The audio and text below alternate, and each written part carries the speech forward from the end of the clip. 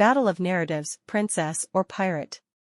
Our life goes on a narrow path, threatened by two risks on each side, the risk of not achieving anything meaningful and the risk of achieving something important for someone else but not for us.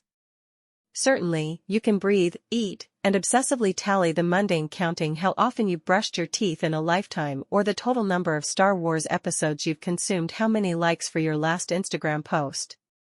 You can shuffle through life, covering distances haphazardly, attending some school, clocking in at some job, but deep down, most of us sense that life ought to mean more than this monotonous cycle. Eventually, the search for purpose begins. And when the randomness of your daily existence starts to feel suffocating, when you fail to discern any guiding thread of meaning, anxiety creeps in.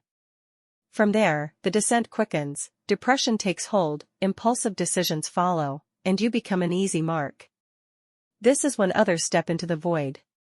A doctor offers a pill, a dealer peddles an escape, a guru promises enlightenment for a price. A lover urges you to uproot and follow them to another city. A politician whispers that a single vote will make it all better. Each claim to know exactly what's best for you. But here's the catch, their solutions aren't yours. What starts as a cry for direction ends with you as a pawn in someone else's game. It's like driving along a clogged, frustrating road, desperate to escape. You take the advice of a stranger and turn off, only to end up lost in the bushes, or stuck in an even worse traffic jam. There's an equally perilous trap on the other side. Picture yourself driving through a congested lane, tempted by a shortcut to save time. Instead of reaching your destination faster, you slam into a wall, or worse, collide head-on with a truck or a watchful police officer, derailing your journey entirely. Now imagine keeping your eyes fixed solely on your destination, diligently taking measured steps toward it. Soon enough, you'll encounter a wall with a gate. At that gate, a guard demands proof of your worth, a permit, a degree, a qualification, a certificate. Obtaining these credentials will consume you, and by the end of the process, someone else will be dictating what your goal should have been all along.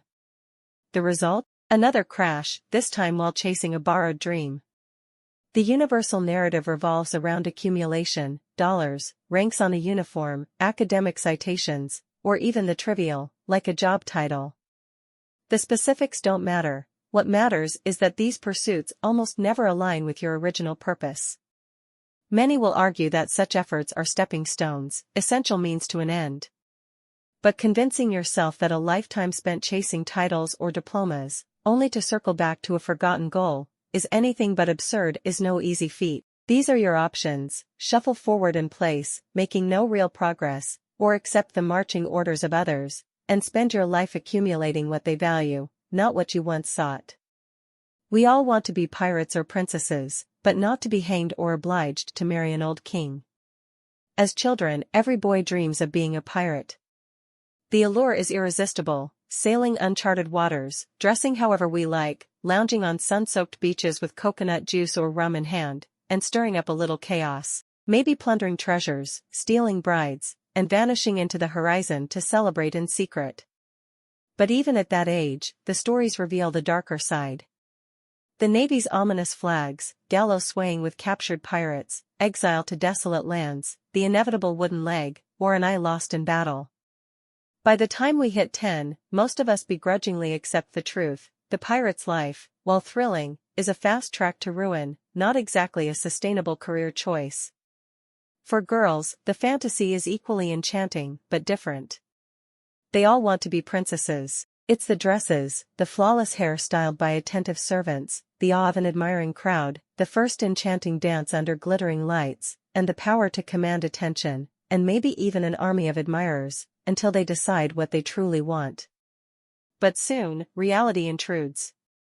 Princesses, it turns out, often live unhappy lives. They're trapped by the demands of a severe mother, an overbearing father, scheming relatives, treacherous courtiers, and often doomed to marry some beast in the name of duty. By adolescence, the dream narrows, it's all about the ball gown and the fleeting glamour, while the harsh consequences of royalty are quietly ignored. As we grow older, we start to understand that every coveted role in the limelight comes with a shadow. Consider the Russian oligarch. At first glance, it's exhilarating: private jets, Robbie Williams at your birthday bash, champagne flowing in St. Tropez, and yachts welcoming helicopters in the Seychelles. But then comes the other side: shot by a bodyguard, extorted by shadowy agencies, or hauled off by the FBI. Predictable, isn't it? The price of such a life is steep. Or think of Princess Diana. She embodied the fairy tale, admired by millions, adored for her style, and mother to beautiful children.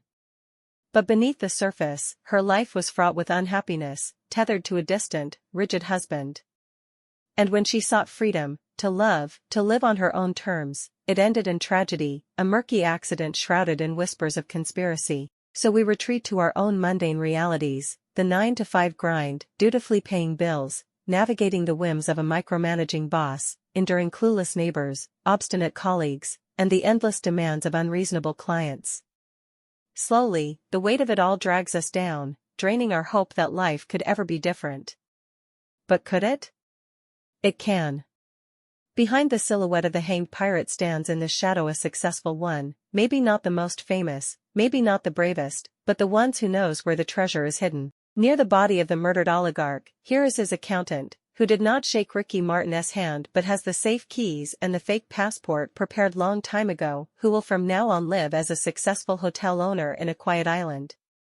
And, there in the glamorous Parisian hotel, lives the Saudi or Norwegian princess, who is rarely in the spotlight of VIP magazines, whose lovers and parties are ignored by the public opinion, who may not have the largest suite in the hotel that Diana was using, but who will not be murdered or stolen like Kardashian. What this princess, this accountant, and this second pirate have in common is exactly what this book is about.